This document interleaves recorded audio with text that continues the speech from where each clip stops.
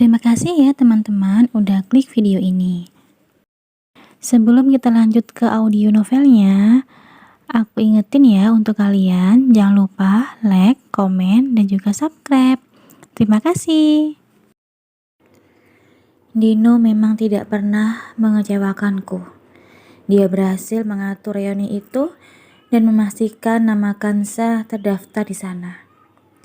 Perasaan gugup, tidak percaya diri, antusias, bahagia bercampur aduk di hatiku. Aku benar-benar tidak bisa mengekspresikan perasaanku. Winda, pesan tiket ke Surabaya. Untuk kapan, Pak? Hari Minggu. Senin kita sidak ke beberapa wilayah Jatim. Salah satunya Surabaya. Baik, Pak. Akan saya siapkan semuanya. Seperti perkataannya, Winda menyiapkan seluruh data cabang yang akan kukunjungi.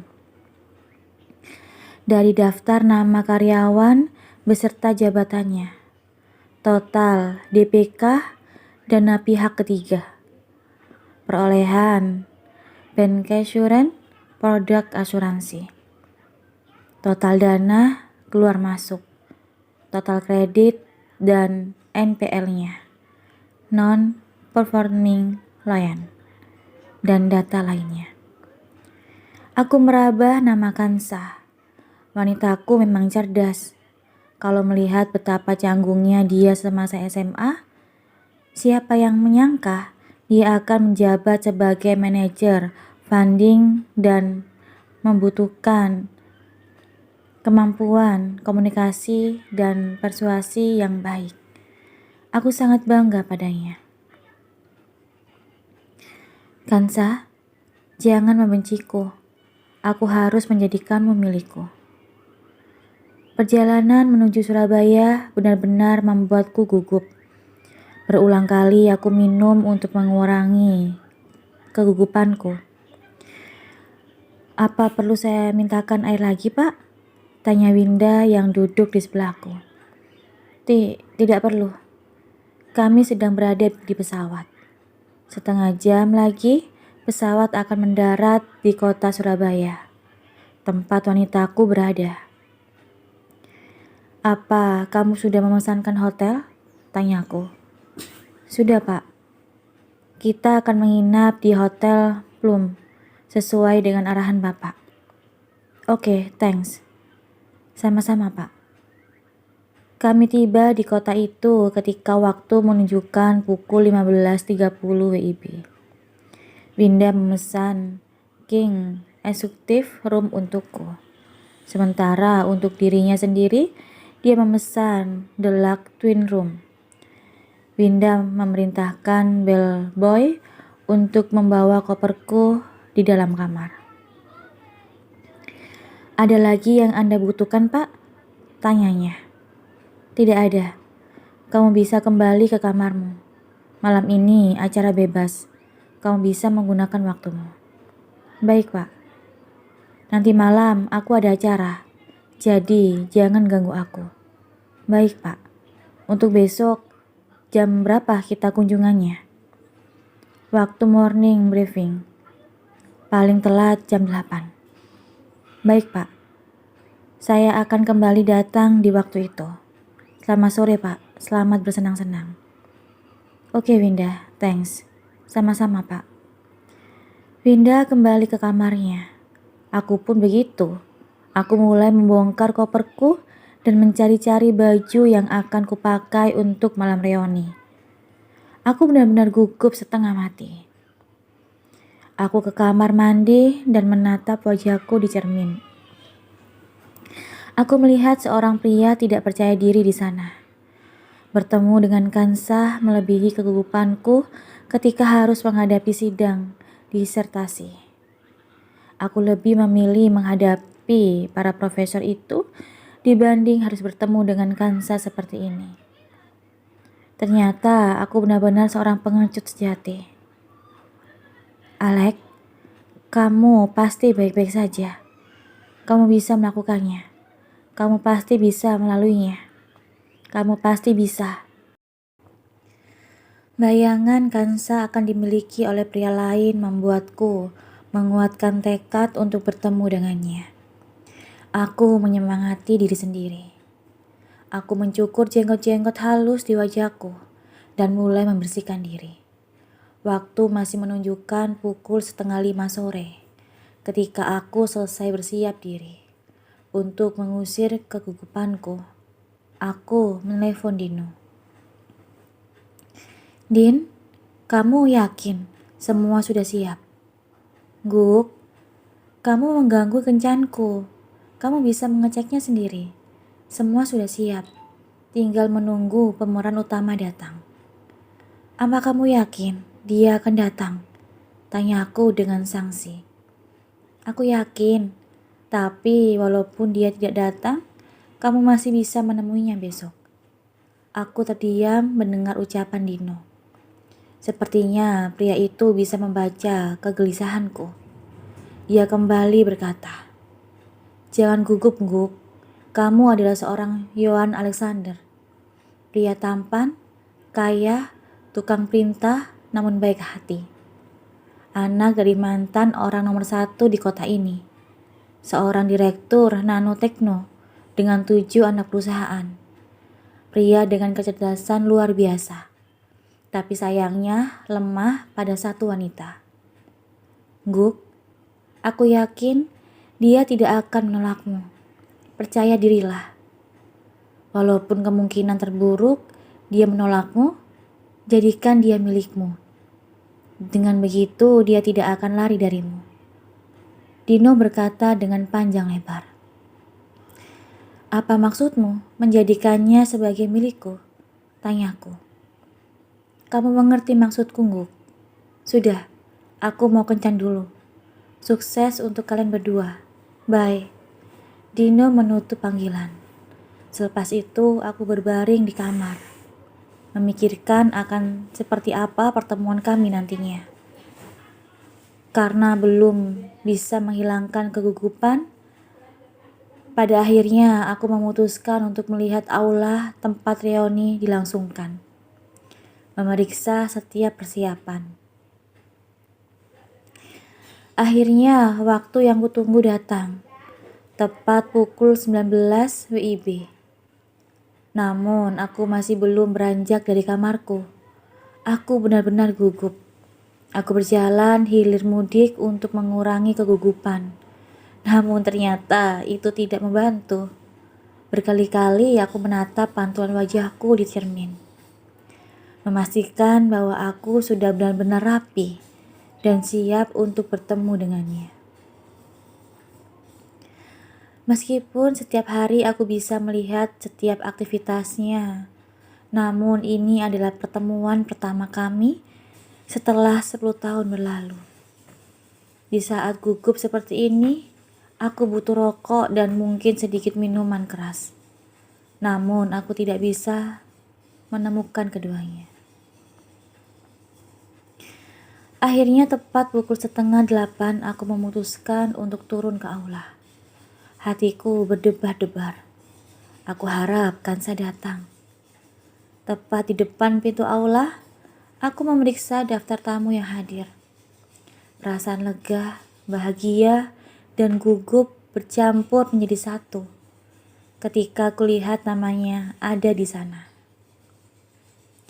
Kansa benar-benar menghadiri reuni ini. Aku menarik nafas dalam-dalam dan membuka pintu aula pelan-pelan. Kedatanganku langsung menjadi pusat perhatian. Banyak teman-teman datang berhamburan. Aku tidak peduli dengan mereka, karena tujuan reuni ini hanya untuk dia.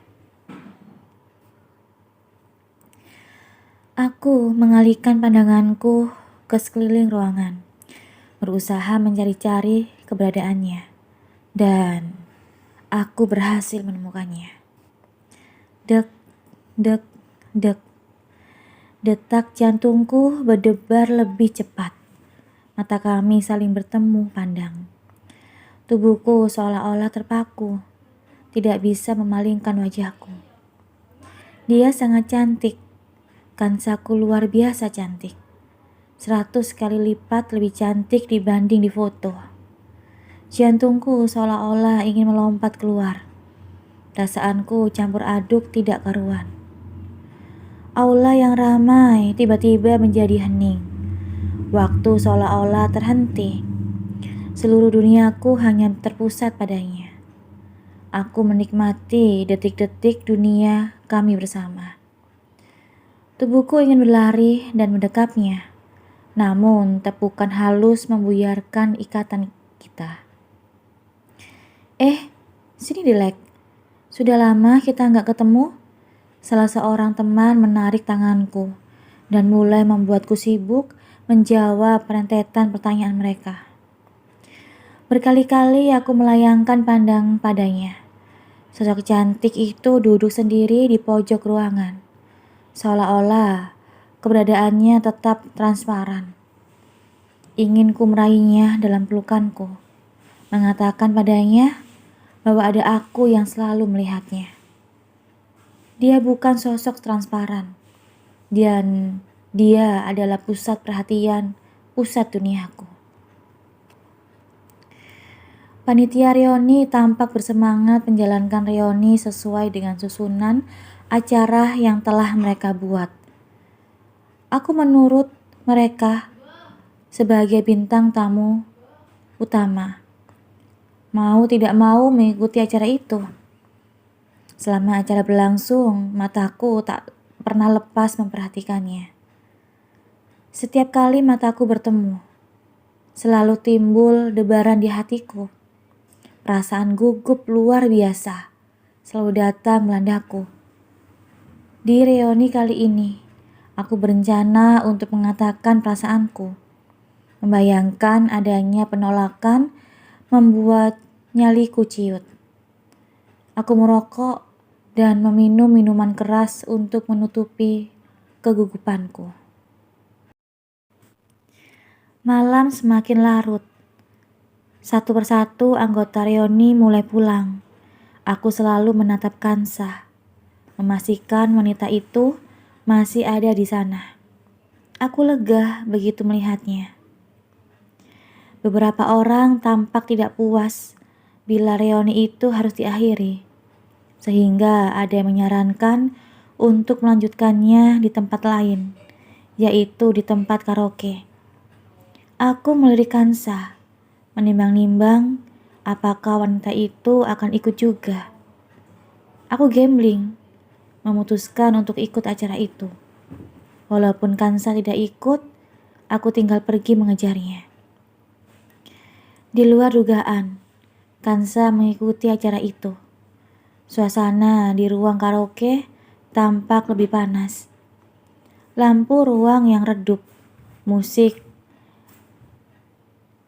hengar-bengar, dan kepulan asap rokok mulai memenuhi ruangan.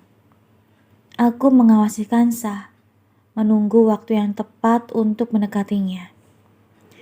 Ketidakpercayaan diri, perasaan takut untuk ditolak membuatku semakin gugup. Aku memesan lebih banyak minuman keras. Setidaknya dengan minuman itu, pikiranku akan terasa lebih ringan dan bebas. Aku akan bebas mengutarakan perasaanku tanpa adanya embel-embel rasa gugup dan takut.